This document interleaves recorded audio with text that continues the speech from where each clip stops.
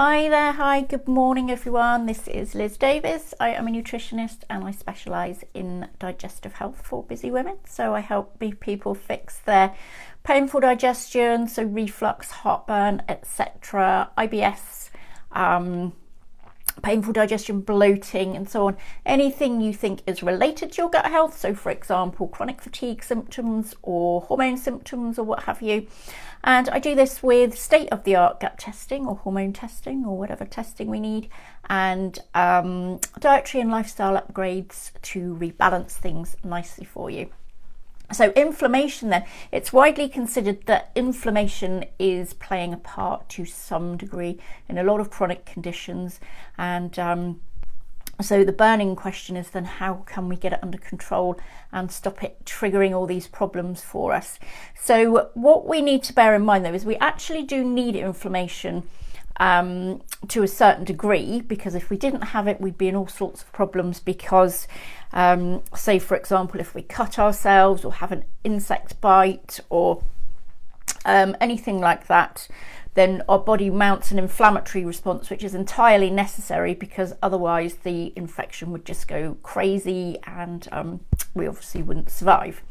So for example, sore throats or insect bites, sinusitis, those kind of things are all examples where we need an element of or a degree of inflammation.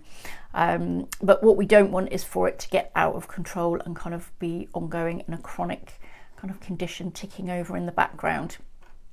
So if you do have chronic inflammation, this can go on for months, years even. You may not even know you have it, but some of the signs might be you may have ongoing fatigue. So chronic fatigue, for example, you may have IBS and gut problems, or arthritis, rashes, and cardiovascular disease, for example, would all be kind of situations where you've got chronic inflammation ongoing.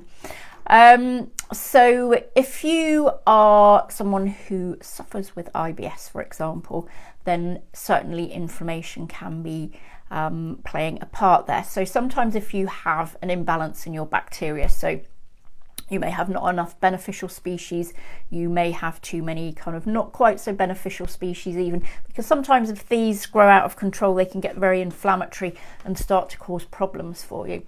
So there's not the only reason you may have inflammation in your gut. There may be something like a food intolerance going on, or something like that. You may have ongoing stress that can do it, or toxins in the environment that can do it as well. Too much caffeine even, or alcohol, that kind of thing. Eating a lot of processed foods or a lot of sugar or refined carbohydrates can cause a degree of inflammation as well. So those are all areas to look at to make sure that your inflammation isn't going out of control and just kind of ticking over there in the background, causing problems for you. So there are 5 lifestyle or diet tweaks that I would recommend anyway that can really help combat your kind of potential increase in inflammation. So first up, what I would do is definitely try and reduce your intake of omega-6 fatty acids. So omega-6 fatty acids are highly inflammatory if you have too many of them or too much of them. And they are found in all foods basically. Particularly a main source is going to be things like cooking oil. So if you're cooking with sunflower oil, vegetable oil, those kind of oils, then you're probably getting more omega-6 than you need. So if you can switch those oils out and start to use, for example, for cooking, I would be using more coconut oil, or more animal-based products if that's your thing, if that's what you're happy to eat, or using homemade salad dressings, which you can make using extra virgin olive oil, for example, are going to be better than shop-bought ones that would be using normally things like sunflower oil or seed oils, which can be just a bit too inflammatory really. So next up, if you already drink alcohol, I would be looking to switch some of your alcoholic drinks to a good quality red wine. If you're not already if you don't already drink alcohol, I wouldn't recommend starting it. But if you do happen to already drink, then good quality red wine is got resveratrol in it, it's got quercetin in it, which are great anti-inflammatory substances. If you're not keen on drinking wine, you can find these substances in dark green leafy vegetables. Kale, for example. Blueberries have quercetin, resveratrol in, so they can be found in other kind of healthy foods as well. So next up, to balance out your potential consumption of too much omega-6 fatty acids, what we need to do is balance it out with plenty of omega-3s. So I'd be looking at getting plenty of oily fish into your diet, which is super beneficial for a whole host of reasons, primarily because it will dampen down that inflammatory response in your body. So definitely look at getting oily fish in 2, 3, even more times a week. It varies really person to person how much you need, but that's kind of around the sweet spot there. If you don't like oily fish, definitely supplement it. If you're vegan or vegetarian, I would be looking at getting a plant-based omega-3 supplement going on there as well. Next up, turmeric is amazing for inflammation. You can use it to you can either put it in your food, you can make turmeric milk, you can add it to curries, etc. When you do that, make sure you add plenty of black pepper, because black pepper helps you absorb the kind of the beneficial properties of the turmeric.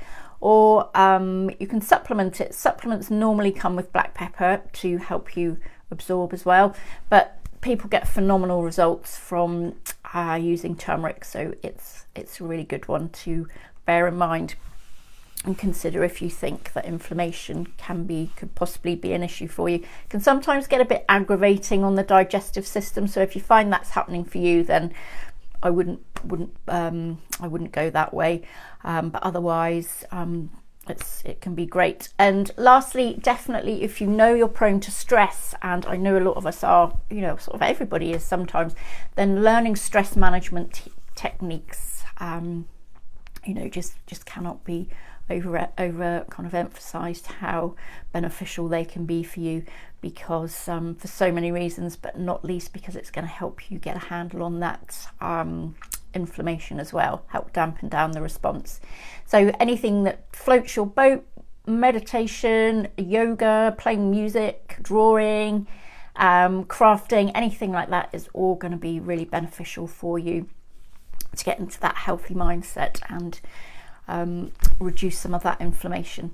Okay, so I hope you found that useful. If you did, do like and share, and I shall see you next time.